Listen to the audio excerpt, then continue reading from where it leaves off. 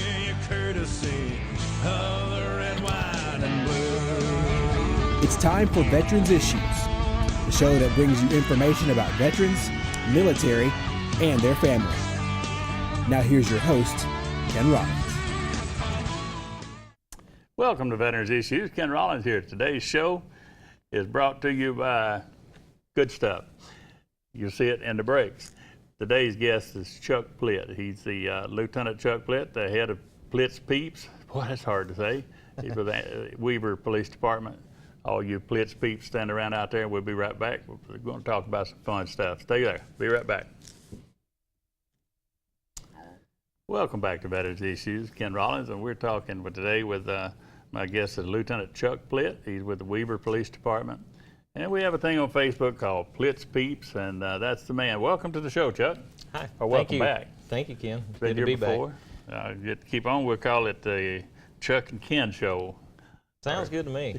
Why can't it be Ken and Chuck? Well, I guess it could be. All right. Well, we'll talk about that later. Right. First, we got to get into the money. Then we'll, Chuck, we're going to talk about the Facebook page because we got a lot of folks out there that know you're doing the show today, and they're going to look for their.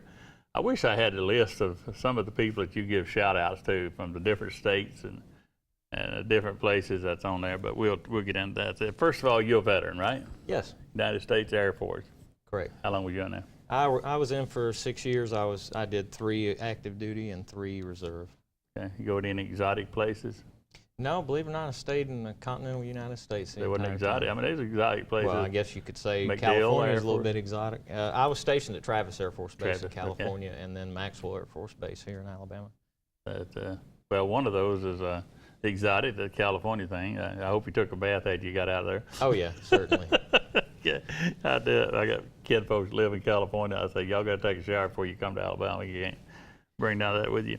We've got a lot of fans in California, as a matter of fact, on our Facebook page now. So. Yeah, I saw that. Heads up to the control booth up there. I want to get ready to bring up a picture for me because for the last few days I've been seeing a picture of a grandbaby that's wearing us out. So I want to make sure we get that. We get to show this. But now this picture, I want to ask you about this. This is see the baby in the tractor. That is as redneck as it gets right there, buddy. Tell me about that. Yeah, it is. That's I put him. His name's Giovanni. He was born January 30th, and my daughter Tori, excellent mama, she allowed me to put him in the backhoe bucket at home and get a few shots of him. So that's one of my favorites there. Yeah. Now that's his name is Giovanni. Giovanni. He's not going to end up because of that picture. He's not going to be called Bubba. I hope not. You can't guarantee that, can you? I can't guarantee it, but I hope that's great. not. I saw that and I said we got to share that today. That is for all you Facebook peeps out there. That's Giovanni, and I'm sure we're going to get to see more of it because there's bunches of them. I can't be proud. Yeah, I'm very proud. I didn't think that being a grandparent would be this. Yeah. You're also known AKA Papa Smurf. So I asked you, I think the other day, is it going to still be Papa Smurf or the Grandpa? Still going to be Papa Smurf. As a matter of fact, I'm Papa to Gio. So okay. I'm Papa, and my wife is Nana. Miss LT is Nana. So all right. We're having fun with him. He's a blessing. We've had attended some serious stuff for the last few months. We've had some serious issues, law enforcement and the public, and every department has that. I've talked with Bill Partridge, the chief there, and you have that in a lot of the big towns and smaller towns. It's the distrust that people have because the media has made it that way, in my opinion.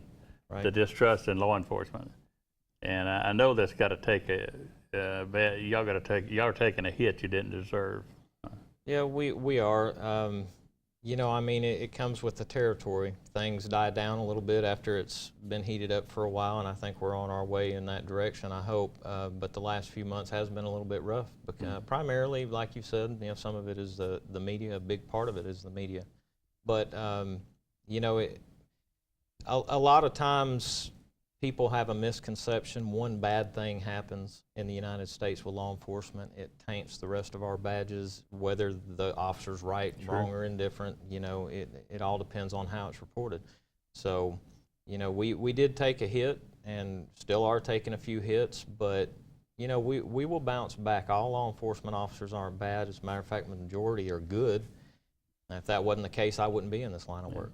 So I still used to, when our studio was out there in Jacksonville, we'd travel through by your city, and that's probably one of the most dangerous strips of road through there that y'all got. You patrol 21, don't you? oh yeah, Yeah, that is, and I said something on Facebook. I want everybody out there to think about this. If you went to sleep last night and got a good night's sleep, and you was on the road yesterday or last night, there may have been a drunk driver that had no idea where they were and would hit you head on and taken your life. But for the fact that some law enforcement officer took them off of the street. So be thankful. Some of those, we don't know that car would have hit you, but we got to think that there's a good possibility. I see a lot of them that when you're posting some of the things when they're in DUIs, it's like everybody needs to know that .08 is considered drunk. But there's some of them in the 20s and whatever. oh yeah, some of them go way on up there. The legal limit in the state of Alabama for driving for an adult 21 or over is going to be .08. And .08, when we post things like that, or .17, that is a blood alcohol content. So that's how much alcohol is in someone's bloodstream. And .08 being the limit, most of the time we get them and they will be a .16, .17, so they're over double the legal limit. And of course, I'm no scientist, but scientifically it's been proven that at .08 or better, your judgment is impaired. A lot of different things are impaired with the human body. Your stopping time, all of that plays a role in how intoxicated you are, so we take you off the road. And getting back to like Highway 21, for instance, that intersection, that main intersection where Anniston Beach Road, Canner Street, and Highway 21 meets, we had a lot of fatalities out there in the past. We had several, and statistics speak for themselves. Since we've been out there, and I know some people don't like us out there, not only have we made numerous drug arrests on that highway, it's a main artery in between the cities, but we've also knocked that number down. Knock on wood, we haven't had a fatality in years at that intersection. So that's a big issue. Yeah. You know, we've had bad accidents, but the fatalities have gone down and the accidents have gone down. So stats speak for themselves. You know, us doing that has I'm going to give you a tag number of a little orange-looking Chevrolet that's going to be going back and forth down there, that back here in the booth, and look out for it. Well, I might just put a little something on you. No, I'm just kidding. We have these fake tickets that we got to put on people's cars and stuff. That's another day. But that's that highway it's 65 miles per hour. So you're doing a pretty good chunk of change going down through there. And somebody's in the left lane doing 45. You know, you got your seesaw traffic going now, right. And then I think that's probably as dangerous as going 75 or 80, you know, as having that person.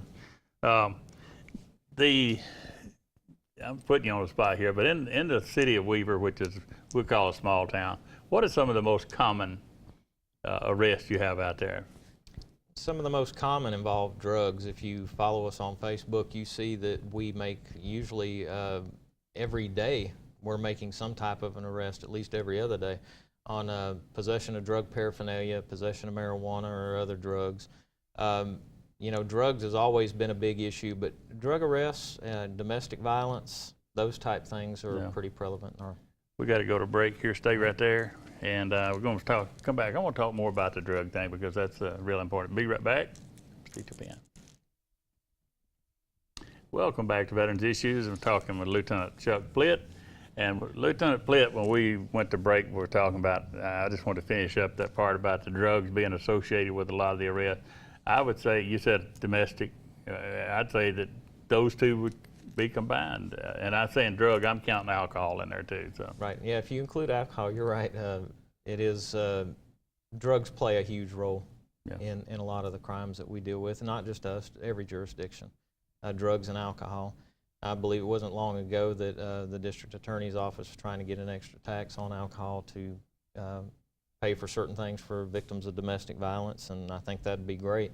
But yes, drugs and alcohol they play a huge role. Not a good mixture, is it?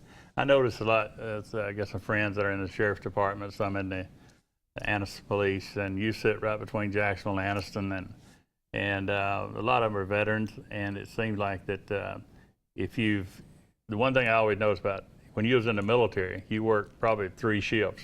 It wasn't nothing for you to have to work the 3rd shift. Right. And it wasn't nothing for you to have to come in and change what you've been doing all along, even though it wasn't right to come in and change. So veterans as a whole make good employees because they can handle change.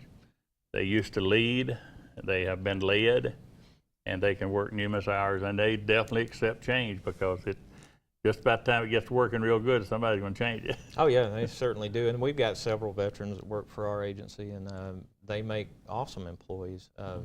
And it's like you said, it's the structure that they've had in the military that helps out in that area, that and the discipline.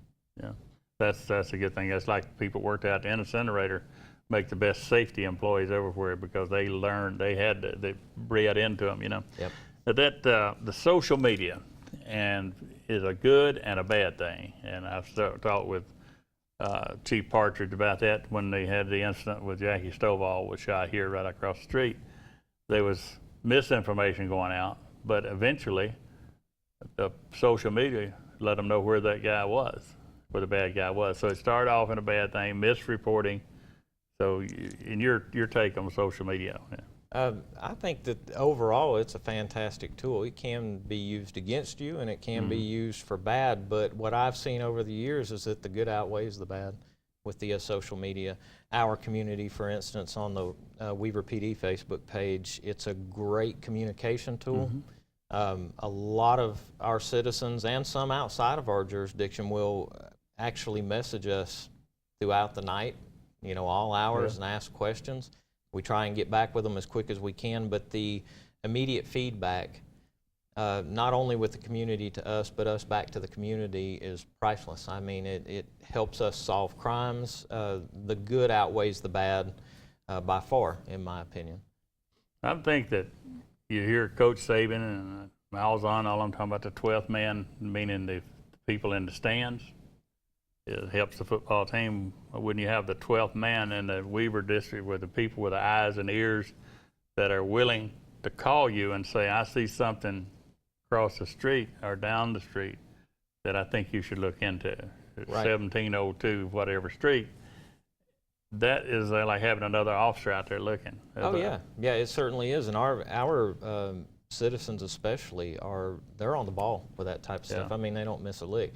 And without them, you know, there's no way we could do what we're doing. There's no way. I mean, we've got to have the community support, and the community has to have trust in us. Yeah. And you know, that goes back to what you were talking about with the, you know, the recent, I guess, bad mouthing of police and the things that have happened in the recent months. You know, the majority of people, I can honestly say, back us up 100%. They know what our job is, and they know there's a bad apple in every bunch. But you know, that being said, the majority of us are good. We do good and try and do better for the community, and our community returns that favor. I mean, it's just, we have one of the best working relationships with our citizens that I've ever seen. Do you interact with your department with the school system? You don't have officers in there, do you? We don't have an officer from Weaver in there. Calhoun County, since it's Calhoun County School, the sheriff goes there, but we do keep communication with them and see what's going on. But I know one of the things is we used to, mamas and daddies and everybody would tell you, if you don't behave yourself, I'm going to call the police on you, you know, that kind of thing. That breeds into them a dislike and that kind of thing. We got to stop that. And I see where Oxford is having had to take donuts with an officer. They did Starbucks, now they're doing Dunkin' Donuts, and that's an attempt to get back and let people ask, you know, discuss and like we're doing, talk about things that they're concerned about in the community. Yeah, and you know, kudos to Oxford PD for that, by the way. That is a fantastic program. I wish we had a Starbucks in Weaver. Did you get an invitation to go out there? I haven't gotten one yet. I didn't either. No. I saw one on a post on Facebook about Dunkin' Donuts, but I didn't. I mean, I guess that's just for everybody, but I would have thought that maybe I'd have got, hey Ken, you want to join us for donuts? You know, Maybe it's there when I get back. It probably will be now, won't it? Yours too. No, I think that's a great thing, because I've seen people sitting there, and people got their impression of something that's going on that may not be against the law. We get into that. We've seen it in your city. We've seen it in Oxford. We've seen it everywhere where the animals are involved. People think they know what the law is, but and as long as you believe it, you do. You know. Right. And I've seen the other side of that where y'all brought animals into your police station. I don't see anybody doing that very often. And we're probably going to continue to do it. You know, when you got such a small budget, you get animals, especially in cold weather, that you've taken in. We don't have a heated shelter. Yeah. You know, it's not heated or cooled. So when we get these small dog, or any dog for that matter, dogs, cats, we have to bring them inside when those temperatures go too low. You know, either that or take them to the animal shelter. We try and balance that out. You know, and it's a problem everywhere with the animals especially. And that's why we post a lot about the animals. We love our furry family members. Absolutely. We treat them like they're one of our kids. Mm-hmm. You know, that's how we do it. But and most of our citizens like that we do that. But there is misconception about laws. There's you know, there are some that still don't understand what you're supposed to be doing with your pets, and there's some that outright don't care. With the Cheehaw out there with Jane Cunningham, and them, we talked about these things, and a lot of it is in Montgomery, Alabama. We got to change the laws. We got to make it where you can do certain things. You can't be a lawbreaker because you think somebody's breaking the law. You know, that's the thing that there's laws out there. Everything from spay and neuter is one thing, but the other part of it is what you can do if you see somebody kick a dog or whatever. You know, that kind of thing. You can't just go in and tase them and right. And you know, the laws are a little bit better now than they ever have been. When you have the animal cruelty laws nowadays, we have felony and we have misdemeanor. And you know, a while back it really wasn't that way. You know, it wasn't a huge deal, and I still think the laws need some work. But you know, at least now we have options at our disposal. I think one of the biggest messages I'd like to get across is like this cold weather we've got coming up. Yeah. There are still so many people out there that ask, at what temperature am I supposed to bring my dog in before I can get in trouble? Yeah. There's no set number. Right. But it's called common sense. it is. It's common sense. If you're cold outside, your dog's cold outside. We got to listen. I want to hit on this, that we see today's the ISIS deal, you know, the terrorists. And I saw the other day where, well, earlier last week, the terrorists said they have thousands of ISIS in the United States. Now, they may not be, but they're going for the smaller cities. So it's that old statement about see something, say something, you know, that's still out there, ain't it? Oh, yeah, it certainly is. And we've done run out of time. Will you come back again? I certainly will. I'm looking at that camera right there and say, I'll be back. I'll be back. That's what Arnold Schwarzenegger said. I'll be back. Thank you so much, Chuck. Appreciate it. And Thank for you folks out there on Facebook, look for the story. We'll be posting this show up, and you can share it around. Be right back. News that you can use. Stay right there. Welcome back in. Appreciate Lieutenant Plitt coming on doing the show today, and I'd like for him to come back on here more. We left a lot of stuff that we need to talk about, and he's got a good head on his shoulder and got the ear to the street, and there's a lot more to this stuff than we get to talk about here in a short period of time, but he'll be back. And if you got something that you'd like us to discuss, email me, Facebook me, and we'll keep it for the next time we go around.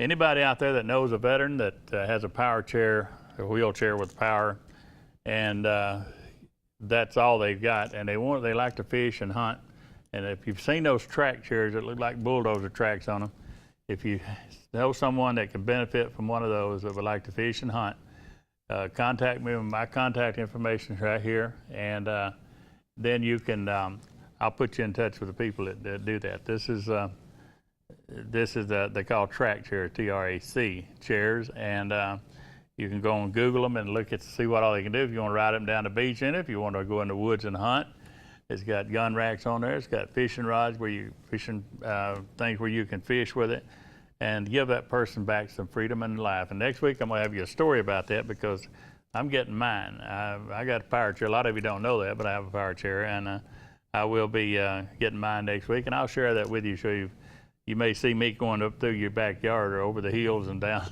down the valleys with it. But I won't be breaking any laws. I'm not going out through Weaver down there and try to break any laws with my power chair or my track chair. Now, the Veterans Choice Card, a lot of people are confused about that card. You got it in the mail, and you don't know what it says if you're 40 miles away from something and you can't go. Well, I had the doctor at the VA here in Oxford send me to Stringfellow here in town the other day. It does nothing to do with the mileage. It's based on the need, but sometimes it does have to do with the mileage. So I've asked the director of the VA, Tom Smith, to come on next couple of weeks to talk to us about that and other things that's going on at the VA over there. But that choice card has confused a lot of people. But I can tell you that people in Tuscaloosa are down in that area are being sent to private facilities, even though it has nothing to do with the mileage. So it's a good deal. If you can't go to your vascular doctor in Birmingham in time, they don't have an opening for you, they'll send you to one here in Anniston or wherever. So we're going to have more information, and I'll just have the director come in here and tell you about it. They're doing great things over at the Birmingham VA, and while I'm talking about that, they say by the summer, so that's not too far off, we're going to have a new parking deck over there, and the women's going to have a new women's clinic, and the eye clinic is going to be in that same facility. So good things are happening there. So if you've got any questions about that choice card before he gets down here, here's a phone number to call, 205-933-8101 and extension 6761. Now you just dial that 933-8101, and then when the voice comes on, you punch 1 and then 6761, and the other extension is 11373, and that'll get you information about the choice card, the one you have in your hand or your pocket, and it'll help you out there.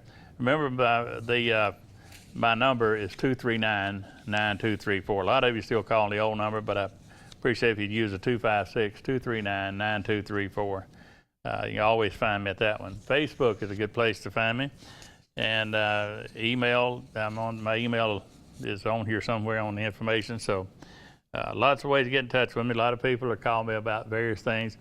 I got a fellow waiting on me after the show's over. I got to help him work it through a claim, helping him get started and filing for disability. And that's something you should do as soon as you get out of the service. Is sign up with the VA and get into the healthcare system, and you'll be ready.